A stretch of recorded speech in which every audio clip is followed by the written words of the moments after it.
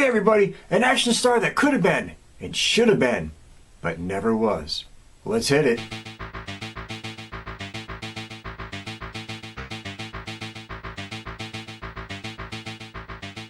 Okay, everybody, you remember the 90s. It was the time of Van Damme. It was the time of Seagal. It was the time of a little bit of Speakman. And sadly, it was a time of the passing of Brandon Lee.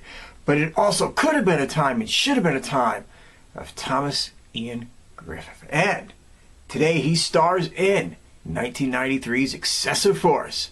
But before we go any further, and before we look into this, once and again, as always, cue the trailer.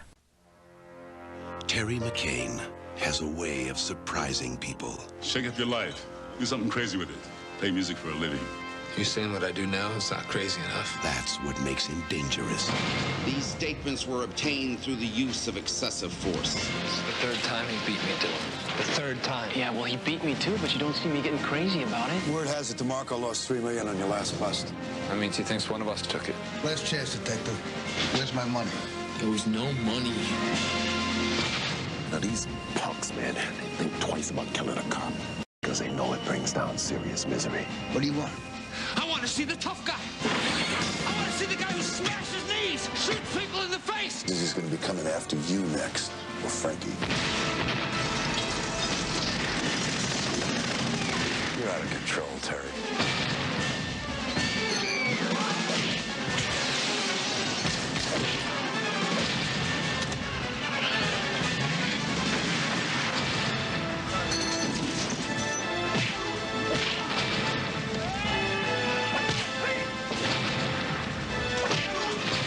Thomas Ian Griffith. Excessive Force. Die with a little dignity. Finally, the punishment fits the crime.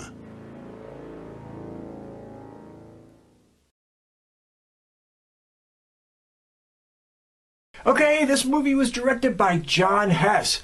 Did some titles you might remember. Nothing major, but some things you might remember. I'm talking he did Not of This World.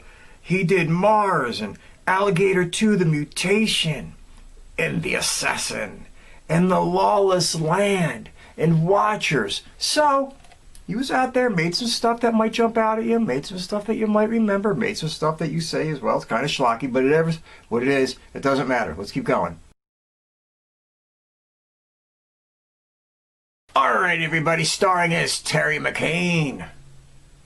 Thomas Ian Griffith himself, just like I said, was around. You know what you're going to remember him the most for, but before we get there, let's name some other stuff. He was in stuff like Carjacker, and Blood of the Innocent, and Ulterior Motives, and John Carpenter's Vampires. Come on, he was phallic in that. That was awesome. And Behind Enemy Lines, and Call the Conqueror, and Avalanche, and he even had a little little teeny spot in fucking, Triple X with Vin Diesel, and he was on TV and stuff like Another World, and Wise Guy, but most of you guys are going to remember him from The Karate Kid Part 3. It's just the way it is, it's just the way it goes, and he's even supposed to be popping up there again in the new season of Cobra Kai. So, anyway, Thomas Ian Griffith, good actor, had a career, still going. Let's keep it moving. Playing Devlin, the one and fucking only Lance Henriksen. We're talking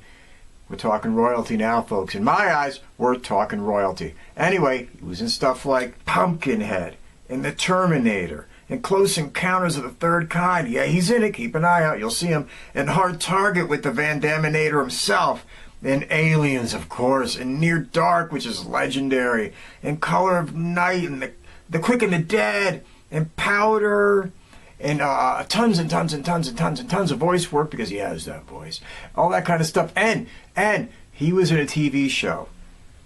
Man, I love this fucking show. I did. The first couple seasons were just, boom, Millennium, where he's playing Frank Black. You gotta go back and look at that son of a bitch right there. That was a great TV show, and nobody ever talks about it or thinks about it or whatever. But it was amazing. That's all I got to say. Playing Jake, the one, the only, James Earl Jones, the voice of the Vader-nator and motherfucking self. But big career, long career, been in a bunch of shit. Anyway, he was in stuff like The Greatest, where he played Muhammad Ali, and The Hunt for Red October, and Coming to America, And Swashbuckler, if anybody remembers that way back in the day. And Blood Tide, and, you know, of course, it's Soul Man and Gardens of Stone and Patriot Games and The Sandlot.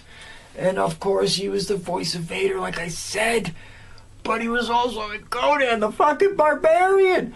Doom, leader of the Snake Clan. Oh. If all he had ever done was that, I'd still be a fan. And that's all I got to say. Oh, come on.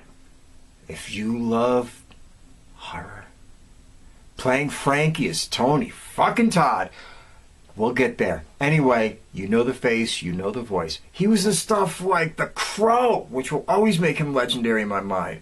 And he was in the 1990 version of Night of the Living Dead. And of course he was on tons of TV shows like, you know, MacGyver and 24 and The Dead of Summer. But to many of us, he will always be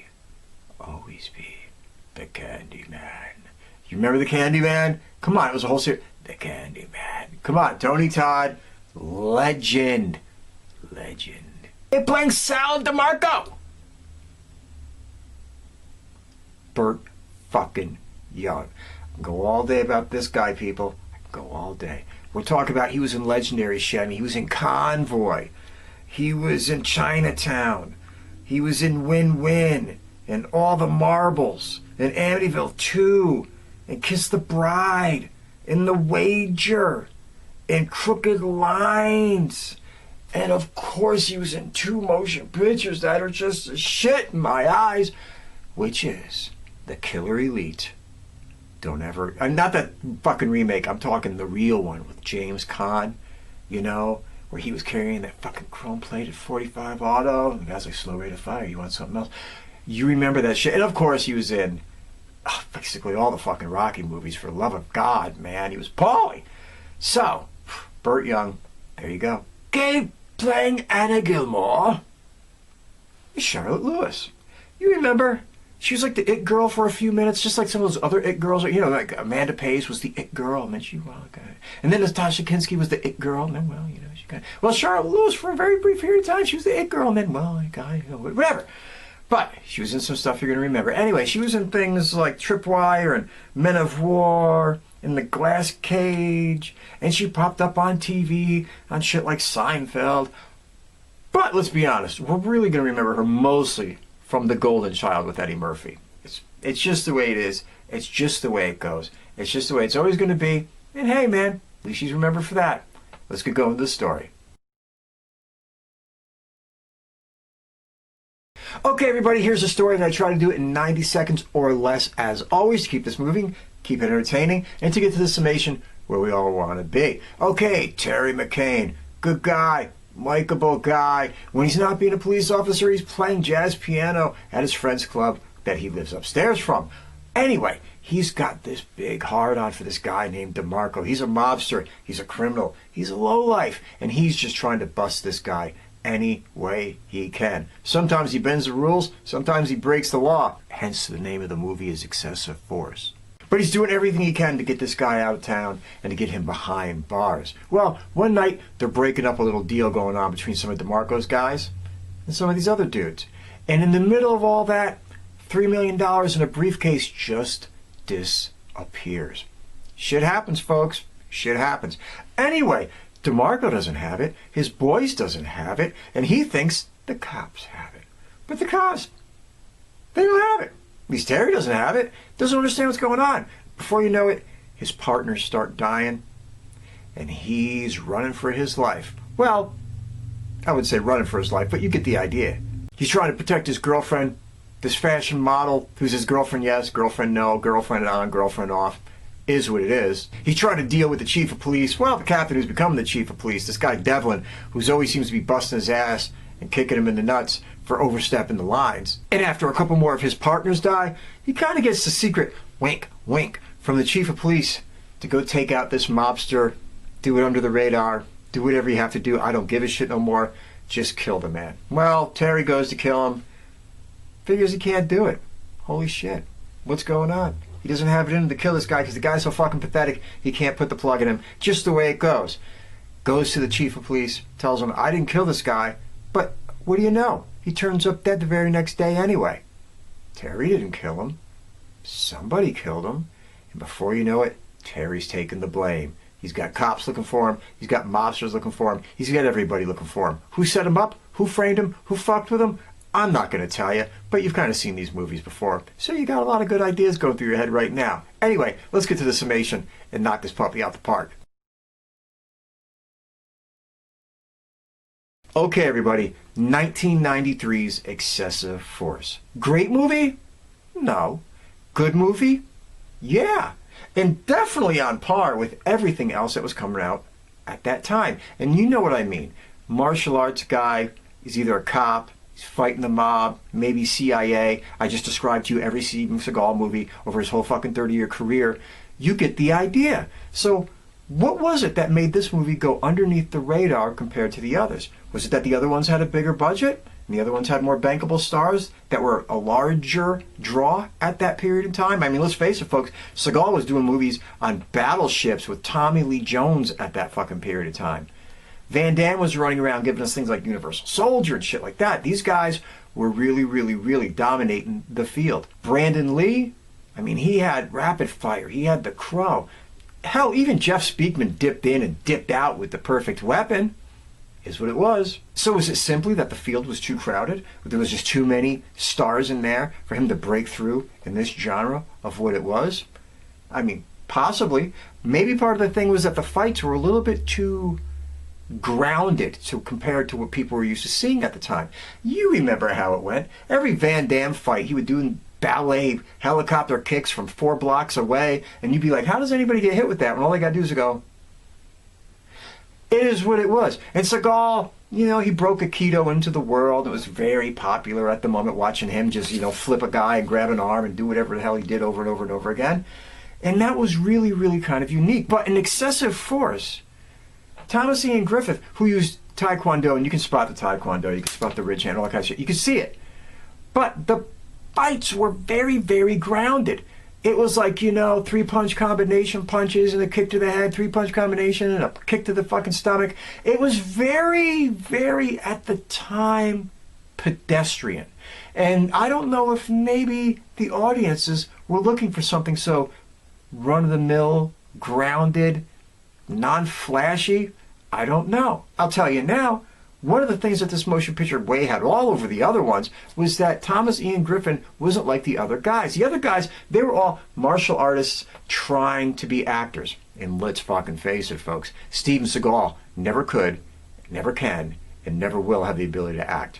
That's just the reality of the moment. No matter how many times he throws on a fake Italian accent from here and there, it doesn't make a difference. Van Damme can act overly. I mean, come on. How many times are you going to see him do that?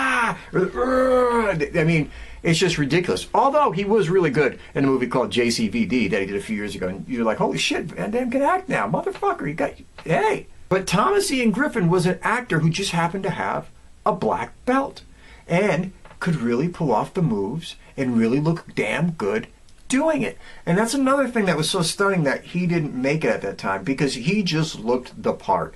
You know what I mean? He had the pretty boy face and the fucking hair, tall guy, looked good doing the martial arts scenes, all that kind of shit. And let's be honest, the only other guy that really had the full package at that point in time, but had his life tragically cut short, was Brandon Lee. You looked at Brandon Lee and you said, okay, we're going to go mainstream success. We're going to go huge. This guy's, he's about to take off when everything fell apart. And when you watched Thomas Ian Griffith in this motion picture, like this guy might be the next guy. Because let's face it, folks, we all know that the Van Damme Seagal shit was going to get old after a while. There's only so many times you can make the same fucking movie. But you looked at a guy like Griffith and you said, well, you know, he's doing this shit now. You can see this guy breaking off. But it just never really happened. When a motion picture's great mysteries, hey man, sometimes it goes that way. Anyway, if you get a shot, make sure you check out Excessive Force. In the lineage of martial arts cop movies that were floating around in the late 80s, early 90s, this one should be up there, should be remembered just as well as all the others, if not more so, and it should get more light spotted on it than it ever gets. It's out there, it's floating around. I know it's on YouTube, or you can buy the thing or something like that. So if you get a chance, check it out. Good enough directing, Solid acting. I mean, you got Lance Henriksen and James Earl Jones in this motherfucker with him. What more do you need? Run-of-the-mill pedestrian but good enough story. And solid action fight scenes. Oh, yeah, that's one thing I might throw in there, too. I think the pedestrianism of the fight scenes was hurt a little bit by the sound design of this motion picture. Every punch just sounded like... Every kick was just... I think that might have hurt it a little bit, too. Nothing ever felt explosive or super powerful. It was just very, very weak in the sound department. Hey, not shitting on them. Get it together next time, boys. Okay, I've rattled on long enough. Sorry to go off track. You guys, take care of yourselves. Look out for each other. Care for one another. Take care of a neighbor. Do the best you can to be a good human being. And above all else, take no bullshit from anybody. See ya.